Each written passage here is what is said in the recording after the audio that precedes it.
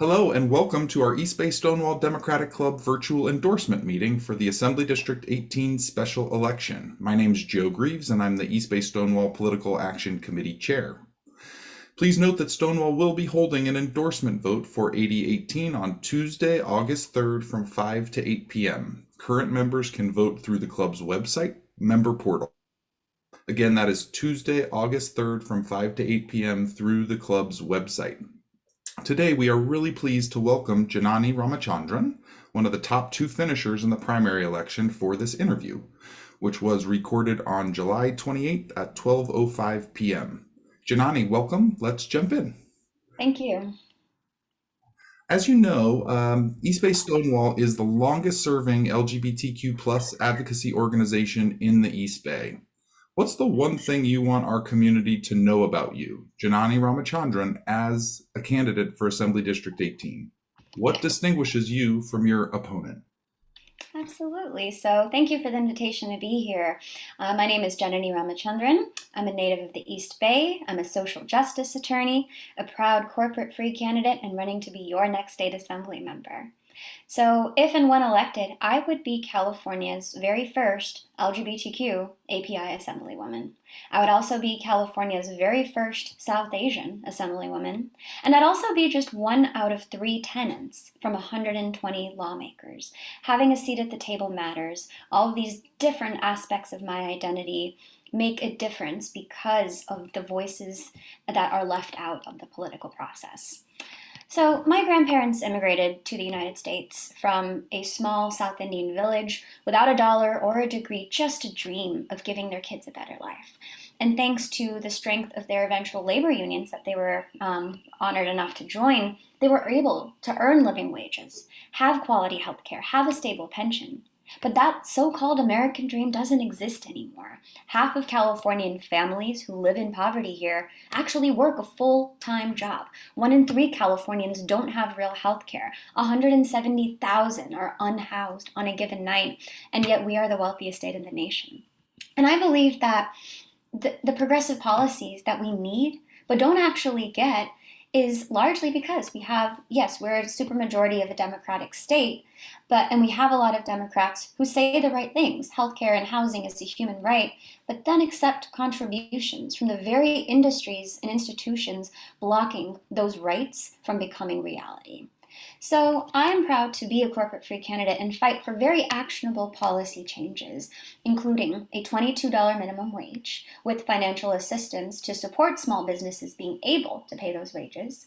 I'm fighting for stronger statewide tenant protections, including the efforts that I have worked on as a tenants' rights attorney here in the district and as a tenants' right advocate, like repealing Costa-Hawkins and the Ellis Act. I'm fighting for dignified housing and social services for our homeless population. I'm fighting to end qualified immunity for officers who cause harm, invest in life-saving restorative justice programs like the one I've worked with right here in the district. I'm fighting for Medicare for all because as a former community health worker that worked largely with LGBTQ youth and young mothers, I've seen how horrific healthcare disparities including the lack of insurance, can lead to a death sentence. And finally, I am fighting for a Green New Deal so we can breathe clean air, so every child, adult, and elder has a sustainable future and the opportunity to earn living wage green energy jobs. I'm proud to be endorsed in this race by LGBTQ Champions, LGBTQ Victory Fund, Equality California, the Harvey Milk Club, other justice-oriented organizations, including Indivisible, the LGBTQ Legislative Caucus, the API Legislative Caucus, 350 Bay Area Action, Our Revolution, and so many others who believe that it's time to challenge the status quo and fight for justice. Great. Well, it's great to get to know more about you and your candidacy. So trans and gender nonconforming folks continue to face increased violence, harassment, and political attacks. What more should the legislature be doing to protect and support our trans siblings, and what specific actions will you take if you are elected? Absolutely. So trans youth experience some of the highest rates of homelessness, some of the highest rates of violence. Trans individuals generally face over 51%, according to the 2015 transgender survey, are victims of sexual assault or violence, or domestic violence of some kind. So to me, some of my priorities with addressing our transgender community, which I believe, because have been historically the most marginalized, must be put at the forefront of any policies involving LGBTQ individuals, but also all people in general. We need to make sure that we address trans housing. We need to make sure we remove discrimination from obtaining housing and from obtaining employment. 1 in 5 individuals that identify as more than that, I believe. Significant number of individuals that identify as transgender report being fired from a job specifically because of discrimination that they face. And this is something that I've worked with in my legal career. I've worked with individuals and represented in appellate court decisions discrimination in the workplace based on being trans, and inability to access the same level of legal counsel. And that's something I think a lot of our policymakers don't have the direct services understanding to see why, when we have good laws on the books, that doesn't translate to actionable policy changes on the ground. Yes, we have now, even at the Supreme Court level, protections again to support transgender individuals in the workplace. We have FEHA, we have California's Department of Fair Housing and Employment. Department of Fair Employment and Housing, DFEH, and others that say you can't discriminate based on the basis of gender orientation or sexuality, and yet it still happens every single day. Yet 1 in 5 transgender people report being fired on the basis of those means. Yet it is significantly harder to obtain housing, and policies that address the core of employment and housing and violence as well needs to happen. Mm-hmm. Great. LGBTQ youth are at higher risk of homelessness and food insecurity. How will you address these issues in our community and support LGBTQ plus youth who are unhoused and having stable and a thriving future? Absolutely. So, as I mentioned before, I believe 1 in 3 transgender individuals in California have experienced homelessness in the course of their lives.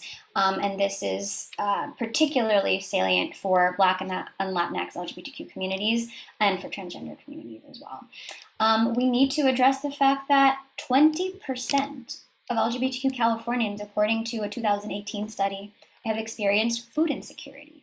These go to the core of food insecurity and homelessness are really the core of fundamental human rights. We need to make sure people are housed and fed, and only then can you think about then getting employment. And it's the hierarchy of needs. You need to be housed, you need to be fed, you need to have clean water. And the fact that something like over 500,000 LGBTQ Californians in that 2018 study lived below the 200% of the federal poverty line is extremely, extremely salient. And that equals about $25,000 per year.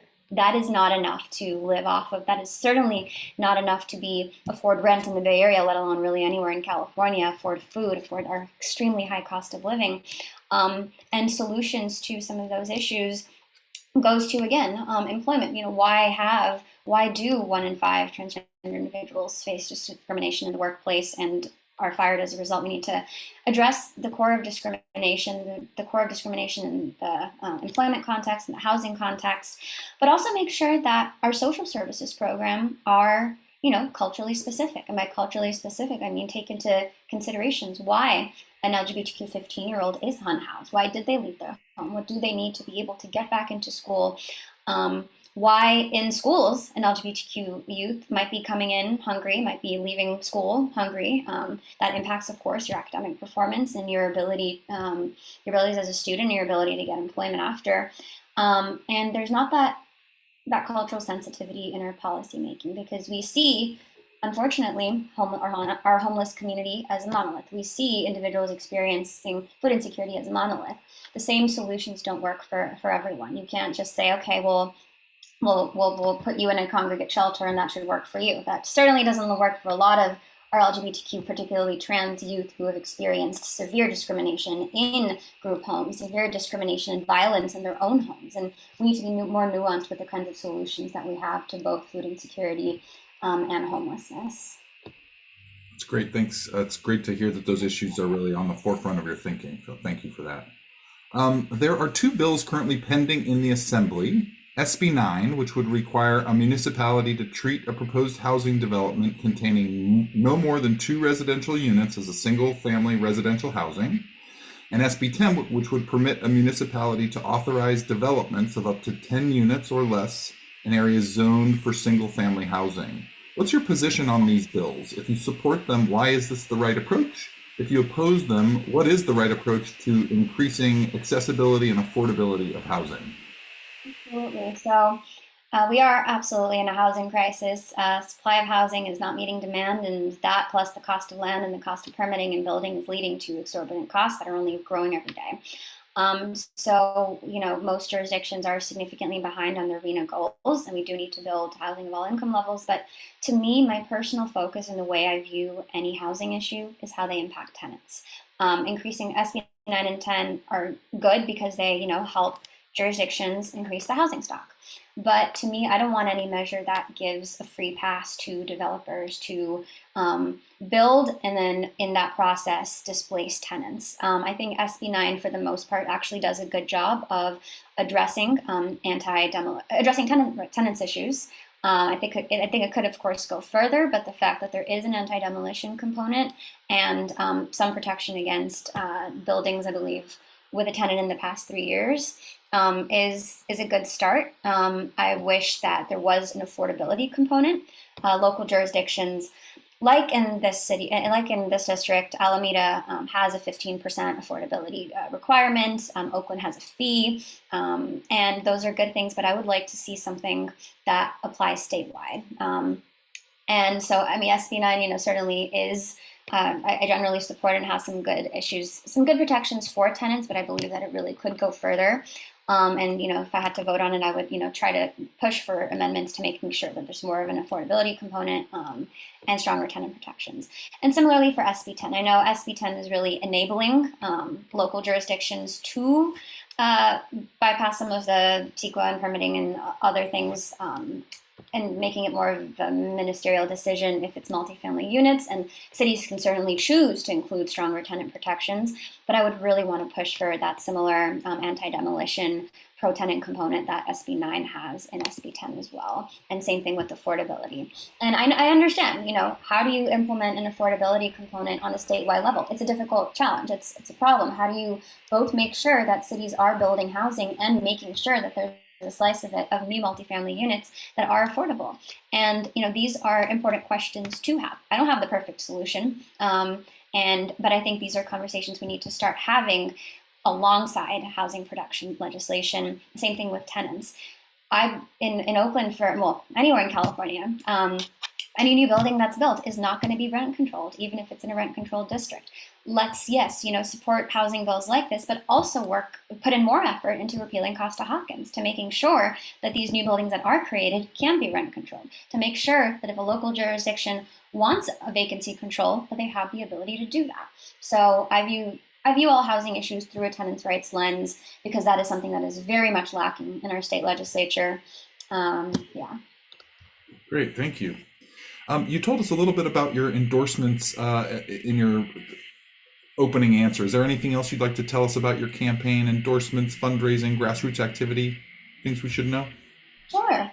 So like I mentioned before, I'm proudly endorsed by the LGBTQ Legislative Caucus, Victory Fund, Equality California, Harvey Milk Club, many prominent LGBTQ, the founder of Oakland Black Pride, many prominent individuals and leaders, and faith leaders as well, Minister Sherry Murphy, Shonda Jha in Oakland, who are really doing meaningful intersectional work, because these are leaders that believe that I too am going to do meaningful intersectional work for our communities.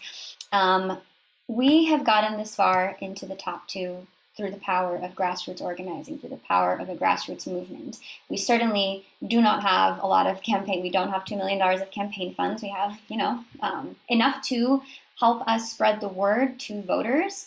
But the way in which we're doing it is through the over 600 active volunteers we have that every single day are knocking on doors, writing postcards, spreading the word about this new vision for what California could be. Voters are really, really energized about challenging the status quo, about believing that something that's not the system that isn't working for most Californians isn't our reality. I mentioned some of those statistics earlier about 1 in 3 Californians living at or near the poverty line and the disparate impacts on our LGBTQ, particularly trans community of color.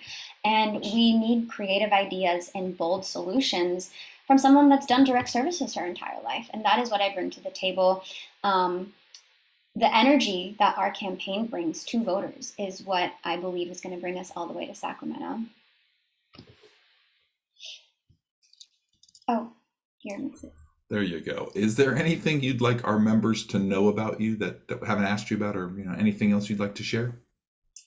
I think I covered it, but again, I am really excited to be in a campaign that really has the potential to be historic. Historic, and yes, electing our first ever LGBTQ API Assemblywoman. We also have no Democratic API women in our legislature at all right now. So there's a big gap as far as representation goes. There's also this is also historic to me because this will set the stage for so many races in 2022. Can corporate-free progressive drive our values forward? 70% of California supports Medicare for all, particularly coming out of this pandemic. But the fact that corporate contributions to Democrats are blocking those policies from going forward is why we don't have the progressive policies that most Californians do want, especially most in this district certainly want. And I'm going to be someone that pushes those policies forward, that builds the coalitions needed to get those votes passed. And that's always going to be an unapologetic progressive and stick to my values and my communities, because I'm accountable to no one but my constituents.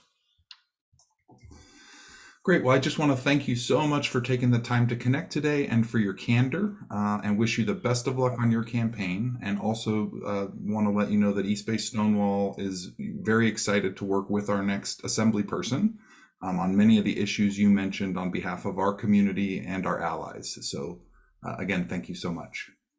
Thank you.